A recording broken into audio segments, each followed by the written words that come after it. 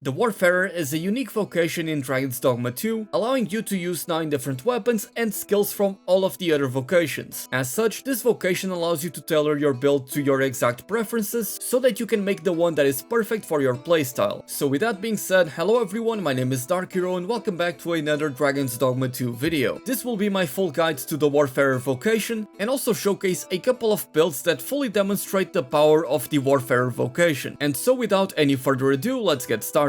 So how exactly does the Warfarer work? Well, you see, when you go into the menu to select the skills you want to take, you will be able to pick from any of the skills that you have already unlocked with all of the vocations. And of course, if there is a skill on here that is not maxed out, you haven't unlocked the advanced version, it won't be here on the list. With the caveat that the secret Meister skills are not going to be here on the list. So for example, while you can use all of these thief skills, you won't be able to add Formless Feint. That being said, to use all of these skills you need to have the corresponding weapons. So how exactly do you go about selecting each weapon and swapping between them? And it's actually quite simple. When we come over here into the equipment tab, you will see that I have all of these weapons to equip from, and currently I can only equip one. However, by equipping the Meister skill for the Warfarer that is called Rearmament, you will be able to equip multiple weapons. And you actually unlock this skill whenever you unlock the Warfarer vocation, so if you don't have it, just go back to the same NPC and he will give it to you. And now that I have the Rearmament skill, if I go into the equipment tab, I will be able to equip multiple weapons, like so. And as you can see, each time I do so, my weight is actually going to come down, because the very cool thing about the Warfarer is that the only weapon that is going to count towards your weight is going to be the heaviest one. So that is pretty cool.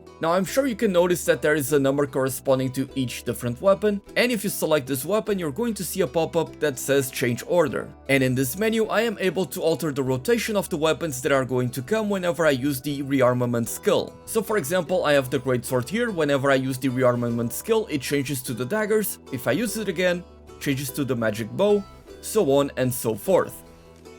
You can have up to 9 weapons this way, although in my opinion it's actually best not to fill all of these slots up, because not only will it take you a longer time to be able to reach the weapon that you want to reach, but as you can see down below, each time that I change weapons, I'm going to be spending a little bit of stamina. Additionally, one very cool thing that you can do is, for example, to have different daggers of multiple different elements, so that you always have a weapon that is ready to deal the most damage against an enemy that is weak to that element. Another cool thing about the Warfarer is that you are able to use pretty much any piece of equipment you want. So whether you want to chase after physical defense, magical defense, or just want to make a build that is about the looks, you can go ahead and keep on customizing it to your liking. And as someone that loves fashion hunting in all sorts of video games, being able to customize the way that your character looks without having to be restricted to the vocation makes things a lot better. Another very cool thing about the Warfarer is that you are able to use the core skills of each of the different vocations. So for example, with the daggers, I am able to dash around, and if I run up to a wall, I can do this double jump. And of course, if I equip a staff from the mage or the sorcerer, I am able to use levitate.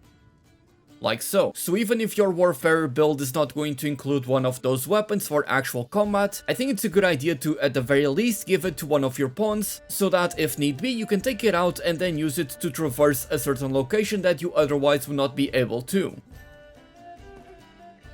So given that you spend stamina each time that you swap between different weapons, let me show you some of the weapon rotations and skill combinations that I like to use on my Warfarer to get the most out of this vocation. I have prepared a couple of builds for you, one that is focused on physical damage and another one that is focused on magical damage that I think make for some fun and really powerful combinations. And let us start with the weapons for the first build, and this one is kind of going to work like a dodge tank that at the same time deals a ton of damage. As you can see, I have limited my weapon selection to only 4 different weapons, and I'll be explaining exactly why we use these 4 weapons. But first, let's go over the skills that I'm using. Naturally, one of the skill slots is being taken by Rearmament, so now we end up with 3 slots that we can use. And I'm going to start by adding Shield Drum, which is essentially a taunt that you can use that has a lot of range, and since you already have the shield from the Sword and Shield equipped, if you ever feel the need to, you can always block incoming damage. And the reason why we want to taunt our enemies is because we're going to be adding Masterful Kill to our build, the dagger skill that allows you to parry an attack while at the same time countering by dealing tons of damage. This attack is going to one-shot most small enemies, and when it comes to the larger ones, it's going to do a lot of damage, and this skill also has a ton of knockdown power, so you can use that to create openings to deal even more damage. And the final skill is going to be Indomitable Lash from the warrior. This skill is a long charge animation that deals a ton of damage when you perform it at the right time. The idea here is very simple. You're going to want to try to draw aggro from the enemies, using Masterful Kill to be able to dodge any melee attacks that come your way, which may result in knocking down the monster or even you mounting them, and then you can follow it up by using Indomitable Lash whenever you find a big opening. And of course, because we still have a bow, you are able to hit enemies from a distance. I'm only using 4 weapons because I don't want to spend a lot of stamina while I'm cycling through the weapons. And this build has the added safety of being able to block and parry with the shield, or being able to dodge out of the way of attacks with the daggers, so you end up with a lot of safety options. Now as for the augments that I recommend for this build, you'll want to use Zeal pretty much every time you play as a warfarer, because reducing the stamina consumption whenever you perform a skill is going to combine perfectly with rearmament because you're going to use it so often. Because we're essentially playing like a dodge tank, I will be adding Provocation, which is going to make it easier for the enemies to target me. I'm also running Endurance to be able to increase my maximum stamina by 150, and Lethality to deal more damage whenever I target the enemy's weak spot. And having access to both the daggers and the bow is going to allow you to do this very easily. Because we are focusing on physical damage, going with Verve to increase our strength by 30 is going to be a very good augment. And finally, we have Dominance to increase our knockdown power by 15%, making it easier for us to KO large monsters and deal tons of damage. Alternatively, you could replace Dominance with Exaltation to increase your stamina recovery speed. And finally, for my rings, I'm using the Ring of Aggression to further increase my strength, and the Ring of Skulldaggery to increase the damage that I deal whenever I attack from behind. Although going with Ring of Vehemence might also be a good option, as it's going to make it easier for you to KO any monster. And now let me show you the second build that I'm running for the Warfarer that is more magical based. I personally like to call this build the Magical Ball Buster, and you'll see why in just a moment. For this build, we're going to be focusing on 3 weapons. They're going to be the Sorcerer's Staff, the Magical Bow, and the daggers, with the Sword and Shield and the Duo Spear being entirely optional. But we'll go into why you may want to use these weapons in a moment. First, let's take a look at the weapon skills that I recommend you use. We already know that one of the slots is going to be taken up by rearmament, but the second skill slot is going to be taken by the Sorcerer's spell, Augural Flare. This is the advanced form of Prescient Flare, a spell that will attach a magical orb to an enemy that will explode after a certain time if it is attacked. The key thing about this spell is that the more times you attack the orb, the more explosions you will be able to trigger and the more damage you'll be able to deal as a result. And that is where the Magical Bow and the daggers come in. And so from the Magical Bow skills, we're going to be taking this one right here. This skill conjures a multitude of magical arrows that deal a ton of damage in a single point. And that is exactly what we want to do with this build. Ideally, you will want to aim this at exactly where the orb is placed, and because you will be hitting it so many times, you'll be able to proc that explosion a lot more often and deal a lot more damage. You can also accomplish the same result by going with Ricochet Hunter, but of course you need to be inside the cave to be able to take advantage of this. And to further complement the build, we're also going to be adding Skull Splitter. This is one of the best melee skills that you can use in this game, as it deals a ton of damage and allows you to hit the enemy multiple times. So if for whatever reason the enemy that you have attached the magical orb to comes down, you can get up close in melee range and go with Skull Splitter instead. And given how fast this skill is to activate, you might actually be able to use it twice in a similar time that it would take you to charge the Sagittae Avalanche. So the idea here is very simple. You start off the fight with the Sorcerer's spell that attaches the magical orb, and swap to the Magical Bow to use the Sagittae Avalanche to proc that magical orb. But if you have the chance, you can also swap to the daggers to use Skull Splitter instead, and having the daggers allows you to dodge incoming attacks as well. Now, a very key thing to note here is that since we're going with a magical build, I'll be showing the rings and the augments in a moment, you will want to go with daggers that have an element to take advantage of the magic stat. Now, in case you don't have a magical dagger, you will want to go with a Duo Spear instead. And if that is the case, you can also take one of these Mystic Spear hand skills, though my recommendation would be to go with the Mirror Shield. That is quite simply going to allow you to block any incoming damage for a certain period of time. And given how little stamina this skill actually consumes, you can entirely ditch the daggers and go with the Duo Spear instead, and add this skill to be able to make yourself a lot more sustainable. Lastly, the Sword and Shield is just there in case you want to have a way to be able to block incoming damage, with the shield allowing you to block but also parry incoming attacks. And with the core skill Enchanted Counter, you can also deal some extra magical damage by performing a parry if your weapon has an element. element. I personally like to go with these 3 weapons alone, but that is my recommendation. Now as for my rings, I am using the Ring of Percipient to be able to raise my magic stat by 30 to increase my damage.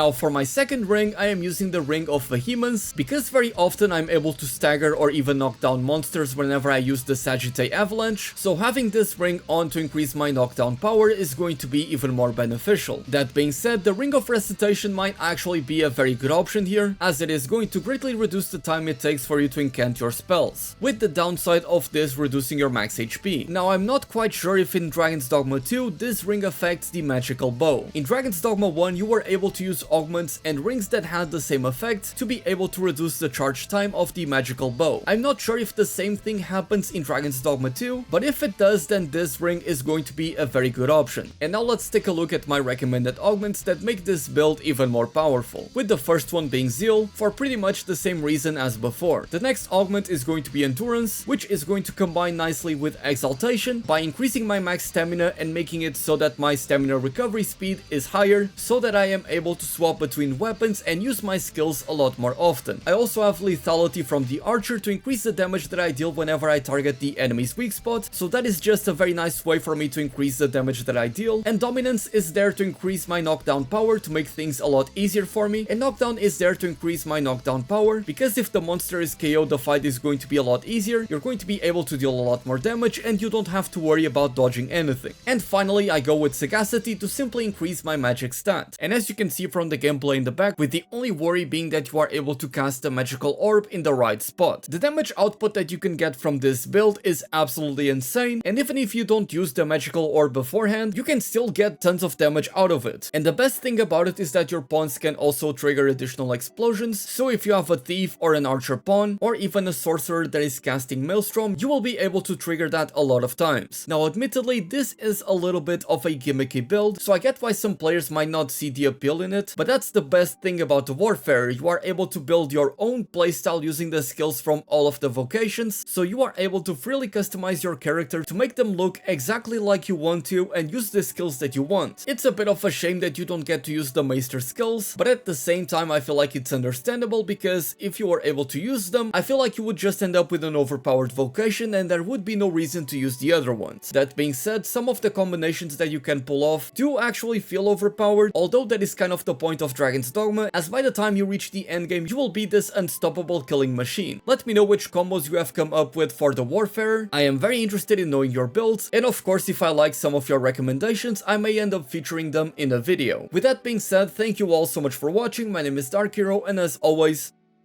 happy hunting!